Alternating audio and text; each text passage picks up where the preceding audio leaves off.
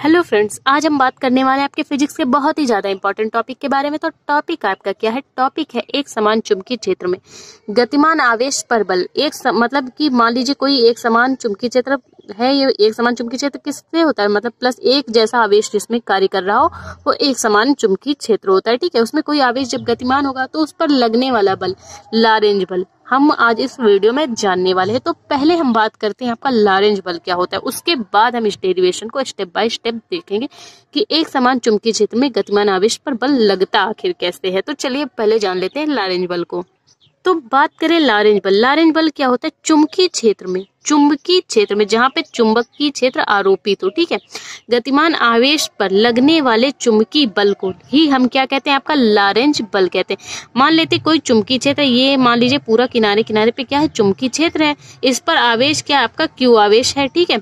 तो उसमें जब क्यू आवेश इस चुंबकीय क्षेत्र में आवेशित होगा, मतलब चलेगा, तो क्या होगा? इसमें लगने वाले क्यू आवेश पर जो चुंबकीय बल लगेगा उसे ही हम आपका क्या कहते हैं? लॉरेंज बल।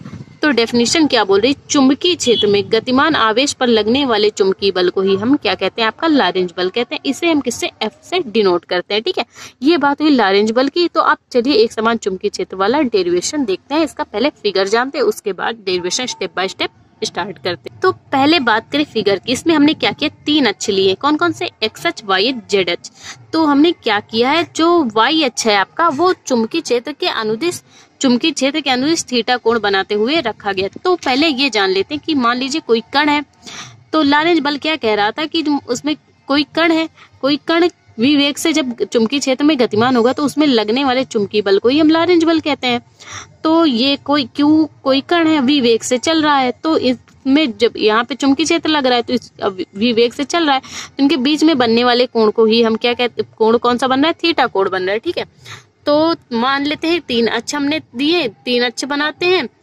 चुंबकीय क्षेत्र वाई अक्ष के अनुदिश है, जो थीटा कोण बनाते हुए एक आवेशित कण जिसमें गतिमान है, तब कण पर लगने वाला बल कौन सा बल लगेगा? लॉरेंज बल, जिसे हम किससे देखते हैं? फ्लेमिंग के बाएं हाथ के नियम से।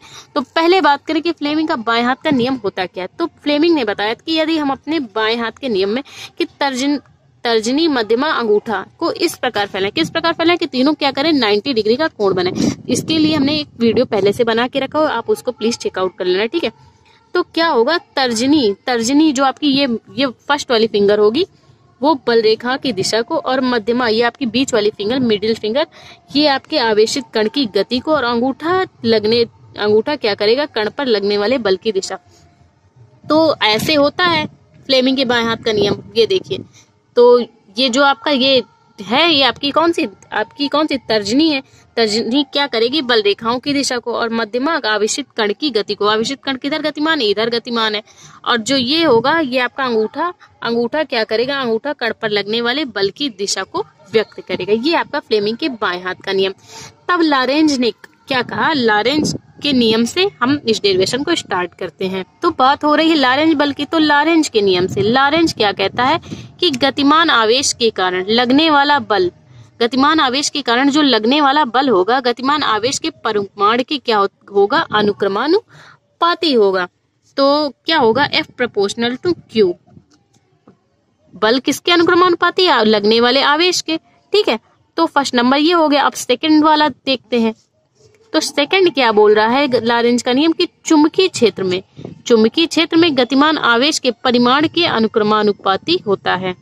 चुंबकीय क्षेत्र गतिमान आवेश के परिमाण के अनुक्रमानुपाती। चुंबकीय क्षेत्र में लगने वाला बल F किसके? चुंबकीय क्षेत्र में लगने वाले परिमाण B के अनुक्रमानुपाती होता है। तो तीसरा पॉइंट देखते हैं। तीसरा पॉइंट क्या कह रहा है? आवेशित कण के वेग V के अनुक्रमानुपाती होता है। चुंबकीय क्षेत्र में लगने वाला बल जो आपका लॉरेंज बल F है वो किसके अनुक्रमानुपाती होता है? वेग के अनुक्रमानुपाती होता है, ठीक है। तो चौथा पॉइंट देखते हैं। चौथा पॉइंट क्या कह रहा है? चुंबकीय क्षेत्र और गतिमान आवेश के बीच बनने वाले कोण के अनुक्रमानुपाती। कोण कौन सा बन रहा था? आप यहाँ से देखिए, थीटा कोण बन रहा था। चुंबकीय क्षेत्र और वेग V के बीच में बनने वाले कोण थीटा के अनुक्रमानुपाती होता है। तो यहाँ से क्या हो जाएगा? F proportional to sine theta. अब इसको मान लेते हैं आपकी इक्वेशन 4, इसको थर्ड, इसको 2, और इसको मान लेते हैं आपकी इक्वेशन फर्स्ट। तो हम क्या करेंगे? इक्वेशन फर्स्ट, सेकंड और थर्ड, फोर्थ को क्या करेंगे? समतुल्य करेंगे। अब आप देखिए चारों में क्या है? F तो एक पूरा F चारों साइड क्या है, सेम है, तो हम F प्रोपोर्शनल टू सबको साथ में कर सकते हैं। तो क्या हो जाएगा, F proportional Q V B sine theta. ठीक है, Q V B sine theta. तो आप जानते हैं, हमने इससे पहले वाले वीडियो में भी देखा था कि जब प्रोपोर्शनल का सिंबल हटाएंगे तो कोई ना कोई नियतांक आएगा। तो F इज इक्वल टू क्या हो जाएगा, नियतांक आपका K आएगा, Q V B sine theta. तो क्या SI पद्धति में क्या होता है, K का मान होता है 1। तो जब K का मान, K की जगह हम 1 पुट कर देंगे तो F इज इक्वल टू क्या हो जाएगा, Q V B sine theta. ये निकल के आए लारेंज बल के लिए, आपका जो एक समान चुंबकीय क्षेत्र में आवेशित कण की गति के लिए फॉर्मूला निकल के आ चुका है। इससे हम आवेशित कण की गति को देख सकते हैं।